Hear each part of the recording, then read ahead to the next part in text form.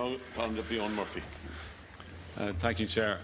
I won't speak for long because I had the opportunity to speak on this issue very recently, and indeed in the previous Dáil I spoke a number of occasions on Dáil reform, and I had the opportunity to write pamphlets and papers and different things like that. But after I served on the banking inquiry, I swore to myself I'd never sit in another Oireachtas committee again. And I kind of thought there should have been some dispensation for members of the banking inquiry in that regard after it. But it was a real privilege to sit on this committee and to be asked to sit on this reform committee, and I was happy to do so. And I think just to mention the Ceann Comhairle's role and the role of his officials in the work, because the work was done to a very efficient and ambitious time frame, and it was done very professionally. And as a result, we're now in a position where we're able to enact these reforms, and it's in no small part due to their dedication and to their effort in driving this through. It also fell to the members of the committee as well to put in this work in this time period and to be dedicated. And we had a very interesting composition on the committee, which I actually quite enjoyed. And it wasn't necessarily the parties that people came from or the political viewpoints that they came from, but it was the experience that they had. So we had three former ministers in Brendan Howlin and Eamon O'Keefe and Eamon Ryan who were able to give another point of view that some of us didn't have. We had the Sinn Féin Chief Whip, we had the new Fine Gael Chief Whip, we had a new member in Louise O'Reilly, a new member of the Dáil, to give her perspective. We had former chairs, including David Stanton, former chairs of committee. We had former MEPs in Paul Murphy.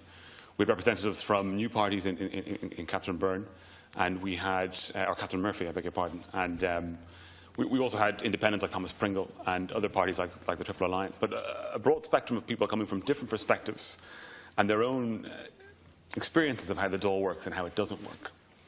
And I was able to come with a perspective, I hope and I think, that was coming from the government backbencher point of view.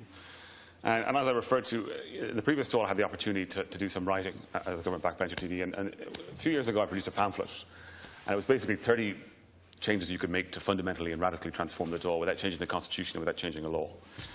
And on the back of that I was invited to speak at the McGill Summer School. And rather than giving a boring speech, as I sometimes do, I decided to write a short story to try and point out in a humorous way some of the flaws here. And I mean, the title of that story might be maybe some sort of way reflective of where I was coming from when I came to the Reform Committee, because the title was, in short, Show Up and Shut Up. And the subtitle was The Button Pusher, a cautionary tale of a backbench TD. And that's the experience that I had as a government backbencher in the last Dáil, in not being able to play a full and meaningful role as an elected representative and parliamentarian in the work of Dáil Éireann, in holding the government of the day to account. Even though I was a member of a government party, I still felt I had that dual role to fulfil. And what pleases me so much about this report that we have here today, this draft report that's been published for members to now debate, is that it represents fundamental reform. And it is probably the largest and the most wide-ranging suite of reforms that this House has introduced in decades. And there's a real vision in that. And that's why I'm very proud that we were able to do this work, and that this is what we've produced as a result of that. And you know, that fundamental reform began with the election of the Ceann Comhairle by secret ballot. And I've said it here before, people didn't quite understand what that would mean. But in essence, it was the first step in a flow or a transfer of power from the executive to the Parliament.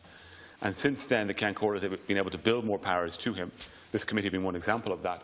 And as a result, this committee and its work and this Dáil now stands separate from government and with more ability and more responsibility to work in the interests of the country with the government when it can and against it when it must.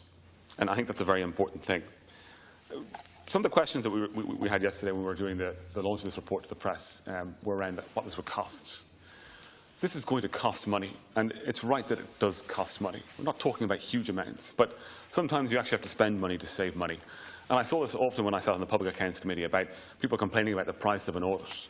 But if that audit was revealing millions of wasted taxpayers' money, then that spending was well spent, and it was worth doing so.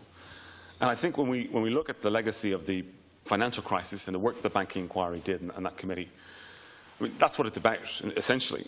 You know, that's why this committee is so important.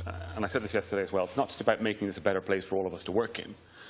It's about making our Parliament more responsive and more accountable to the people. It's about giving us the resources and the space to be better legislators.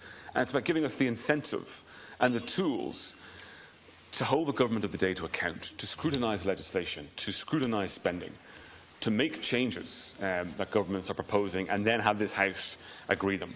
You know, the government will be accountable to Dáil Éireann to really fulfil that essential element of the Constitution. And to just pick out one measure, the Budget Oversight Office and the Budget Committee speak to that 1,000 times.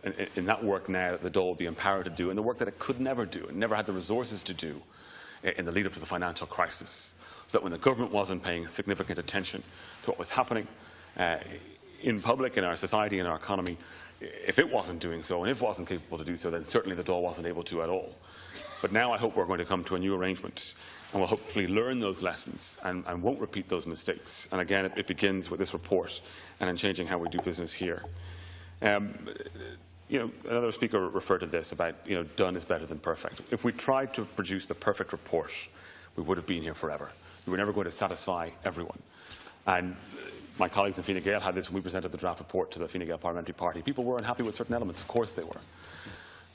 But at the broad sweep of changes that we have, there is a real positive. And we also have this now standing reform mechanism in this committee, so that if something is tried and if it fails, then that's okay. We'll go back to the drawing board, we'll assess it again as a committee, and we'll try and improve it again. And it also means that any member who might want to seek a reform from their own new experiences in the new arrangement can come to the committee and come to the Cancor and propose that, and we'll consider that. And if it's a good idea, we'll bring it here for people to debate and to vote through. And that's one of the key kind of legacies coming out of this move now, is that, we're not standing still. Reform is a constant, and it's now enshrined in this committee, and that's a committee of the Dáil.